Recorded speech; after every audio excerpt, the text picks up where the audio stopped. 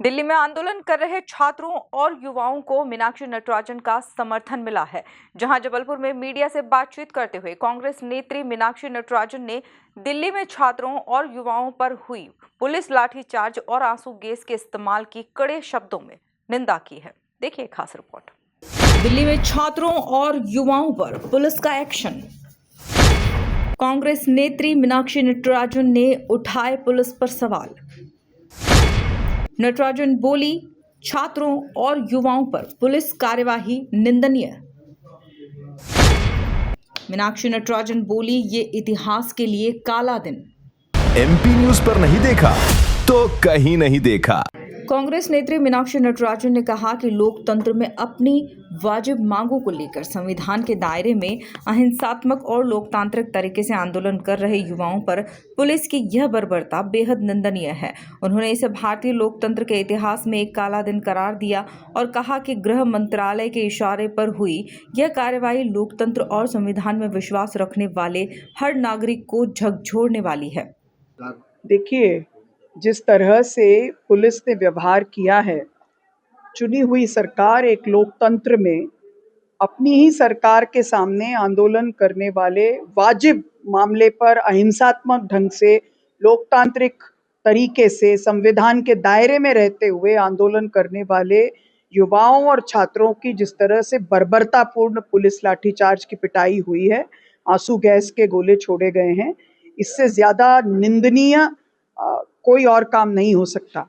मुझे लगता है कि भारत के लोकतंत्र के इतिहास में कल का दिन एक काले दिन के तौर पे अंकित होगा और ये हम सब लोगों के लिए, जो सब लोकतंत्र में विश्वास करते हैं, जो बाबा साहेब के बनाए संविधान पे विश्वास करते हैं, ये हम सब के लिए एक तरह का कल का जो दिन था वो सबक था।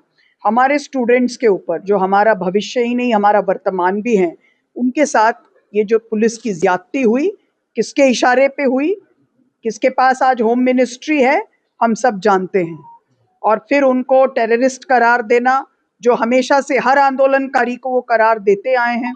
सोनम वांगचुक जी को उनकी मर्जी के खिलाफ उठाकर ले जाना, फिर उनके चॉइस के अस्पताल तक में जाने नहीं देना, ये सब क्या दर्शाता है। साथ में मैं उन वीर हमारे युवा साथियों पर फख्र करती हूँ और ये भी कहना चाहती हूँ कि कल उन्होंने जिस तरह से कहा कि आप चाहें तो हमें मार लें, उन्होंने हम सब की अंतरात्मा को झकझोरा है।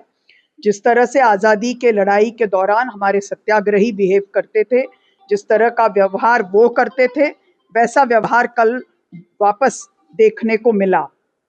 और मैं ये भी कहूँगी कि अब तक जितने सुइसाइड्स हुए हैं नीट के बाद, उसके फ्रस्ट्रेशन के तहत, जिसमें हमारे भी प्रदेश की 2 बालिकाएं हैं, उनके शोकग्रस्त परिवार के प्रति मैं अपनी संवेदनाएं व्यक्त करती हूं। जिन लोगों का इलाज चल रहा है, उन सबके शीघ्र स्वास्थ्य लाभ की कामना करती हूं। जो कल के प्रदर्शन में जिन पर बहुत बर्बरता के साथ, जिनके साथ पुलिस ने व्यवहार किया है, कुछ मानवीय पक्ष भी कुछ अलग अलग पुलिस के कर्मचारियों के देखने को मिले हैं, क्योंकि मुझे लगता है कि चाहे वो इस तरफ थे या उस तरफ थे, सबकी अंतरात्मा को कल झकझोरा गया।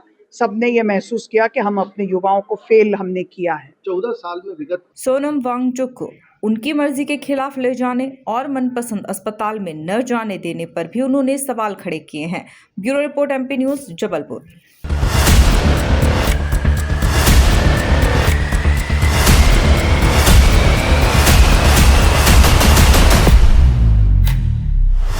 एमपी न्यूज पर नहीं देखा तो कहीं नहीं देखा।